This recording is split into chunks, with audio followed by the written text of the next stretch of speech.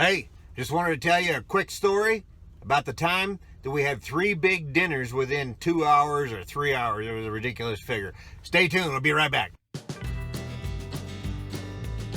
Breaker, this is the truck and tanker Yanker. I'm 10-8 with my 10 in the wind. My heaters are glowing, my manners are showing.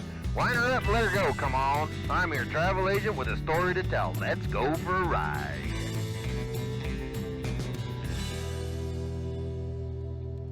Hey, it's your friendly neighborhood truck and tanker Yanker. I'm back, and I wanted to tell you about the time that we ate 3 dinners in one afternoon. Now, all right, so this is the way it worked. It was when I was in business, and I was going to go to one of my employees' house. He was my head Russian driver. He was kind of over all the Russians in this one particular locality, and so I had some business. Don't even remember what it was to discuss with him, some papers and things like that. You know, it was a Sunday afternoon.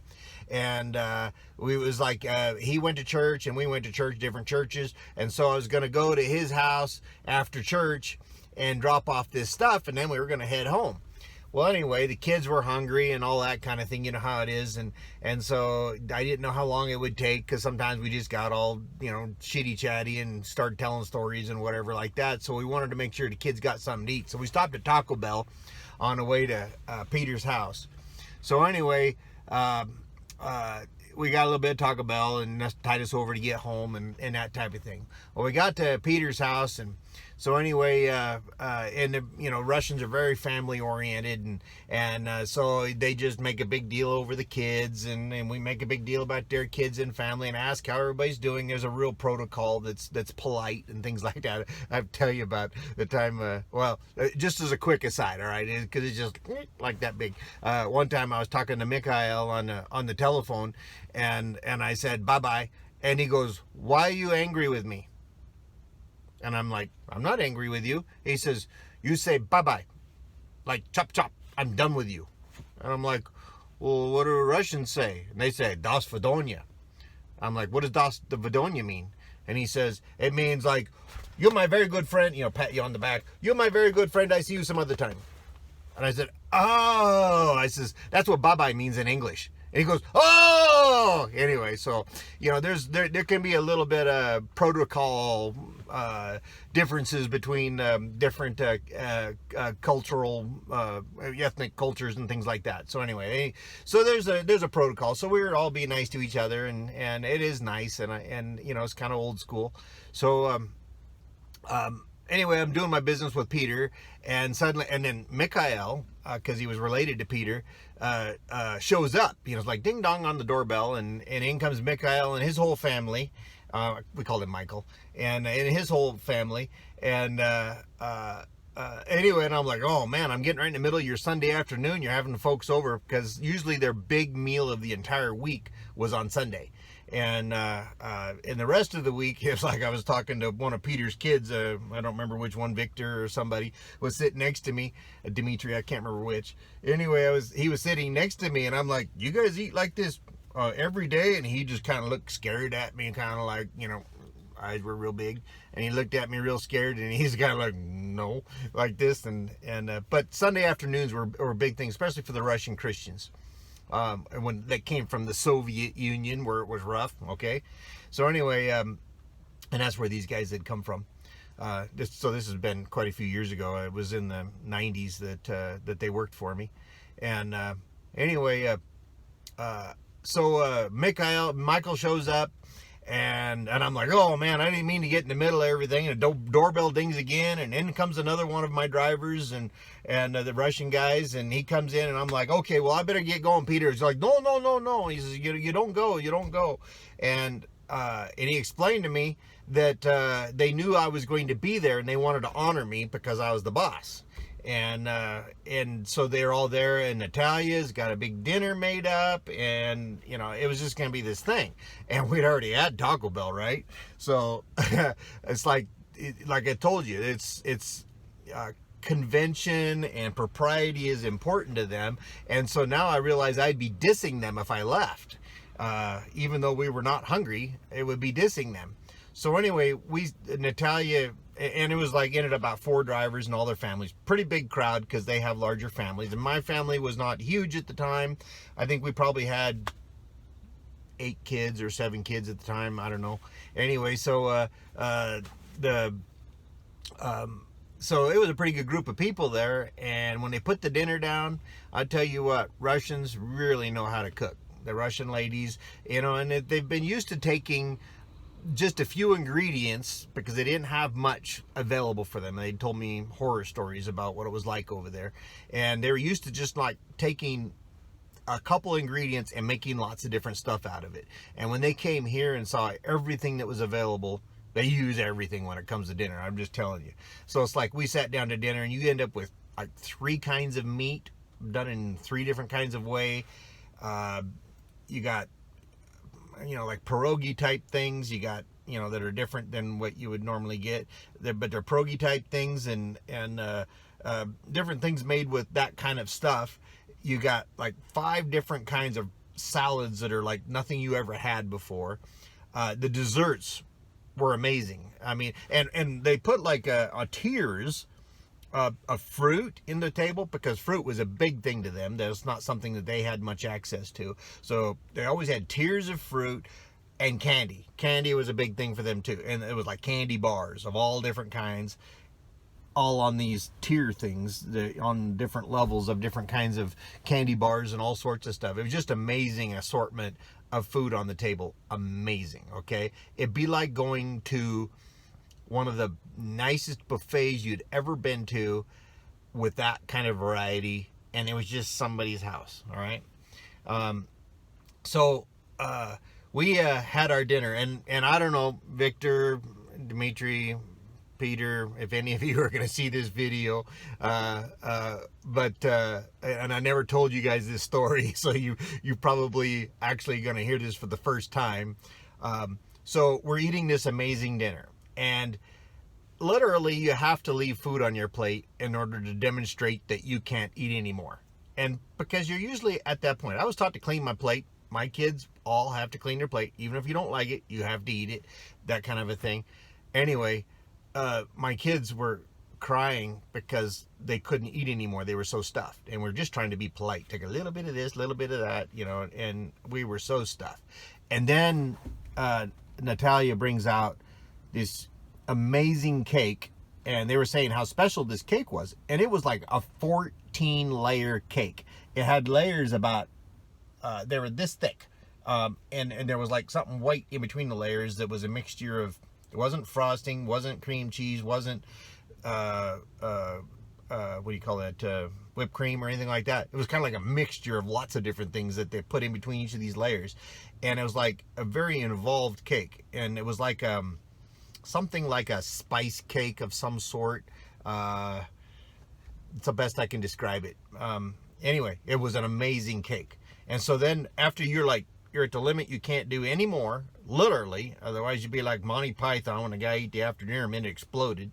You're at that point, and then they bring out this amazing cake.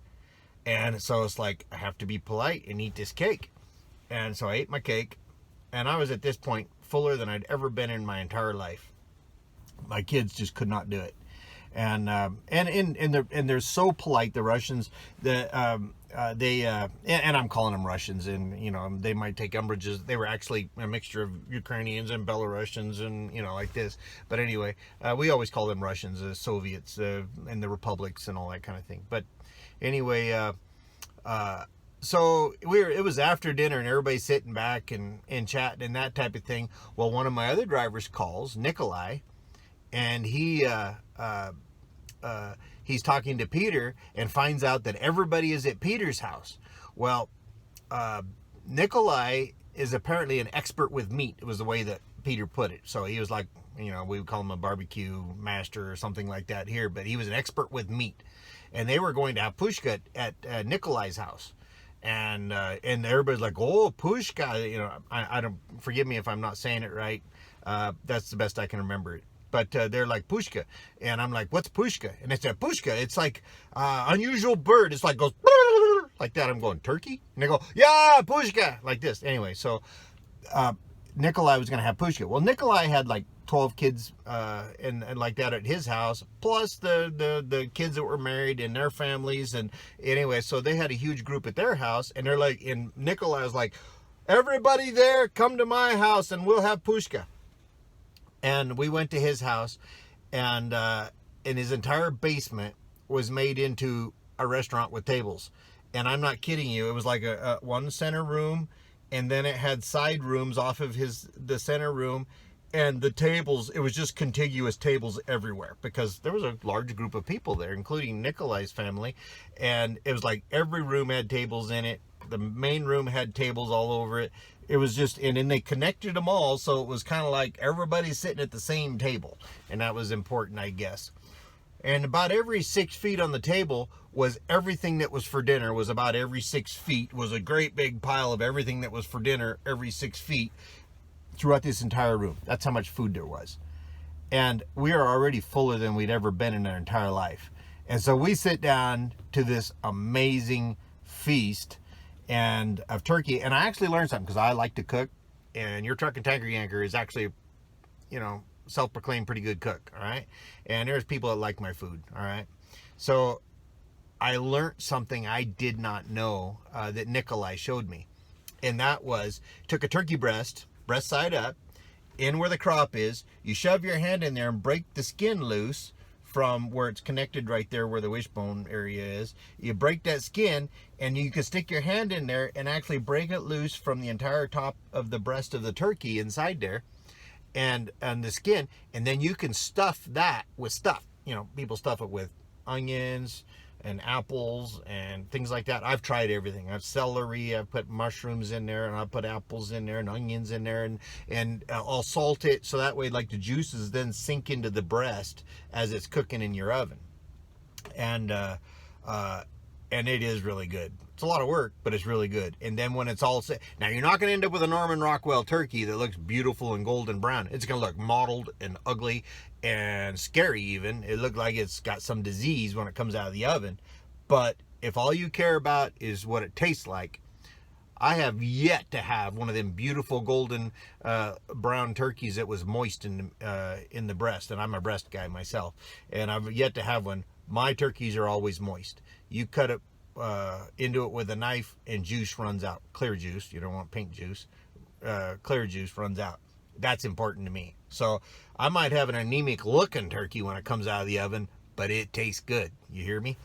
All right. So, and that's what this comes out of the oven, looking nasty as all get out. But all them juices keep the breast hydrated, and they soak into the breast and give it flavor. And if you salt your whatever the concoction you put underneath the skin there, if you salt it all real good, put different I've tried different herbs and stuff, mixed it in with it, make like stuffing herbs and all sorts of stuff, and that type of, you know, it just comes out with a different flavor altogether. And it's actually, you know, all the different things you can experiment with is really good. So Nikolai showed me that, and it was I've used that many a time. But I'm kind of going old school now, and it's just, I make a turkey. I never stuff my turkeys either. Oh, and that's the other thing I forgot to say. You can take out whatever it is that you stuck underneath the skin and put it in your stuffing. So if you're making, you know, some people call it dressing. If you're making stuffing or dressing, and some people stuff their turkeys, I don't, because it's most important thing to me is to make sure that the turkey meat is perfect, and I don't want nothing to get in the way. I'll boil the liver out of the, well, you know, I'll boil the liver out of the neck and the gizzard, and the heart. Not the liver, because liver don't really impart good flavor to it. I'll boil those things and use the juice that I get from that to pour into my stuffing when I'm making stuffing. So that way you get the bit of a flavor with stuffing. But I do all sorts of non-traditional things in my stuffing. Pine nuts and mushrooms and grouse meat and, you know, things like that anyway. So but you can take the stuff that's underneath the skin and then put it in your stuffing or something like that, or if you wanted to make a salad or something like that out of it, or put it with something else. But anyway, you can do that. Mix it with something that's nasty like squash. Might improve it. I don't know. You can try. But I'm kind of like a meat and potatoes guy. I like turkey, stuffing, mashed potatoes, bread, and corn. There you go. Well, actually over the years I've grown, and I think I prefer the green bean casserole to corn now. So as long as I have green bean casserole with those other things, those are important staples of bread, potatoes, bread stuffing, and turkey. Those are the important, and gravy. Lots of gravy over the whole thing. That's what I make, and then everybody else makes other things like vegetables and stuff. So hey, but anyway, and at Nikolai's, we were miserable, literally miserable, and that is probably the most miserable I have ever been in my life after eating. It was amazing, though. I tell you that. It was absolutely amazing. Well, it actually turned out longer than I thought it was going to be. I could just tell you a quick story, and it turned out to be I wrote a book on it. So, I'm at 15 minutes. Good night. Anyway, there you go. So, hey, I just want you to take it easy. Keep the dirty side down. Clean side up. Look on beyond your ornament. Don't be a bumper sticker, because that's not professional, right? And if you like this kind of content, give me a thumbs up and subscribe. Tell your friends, hey? And we can keep on going. So, I'm the Trucking Tanker Yanker, and I'm gone.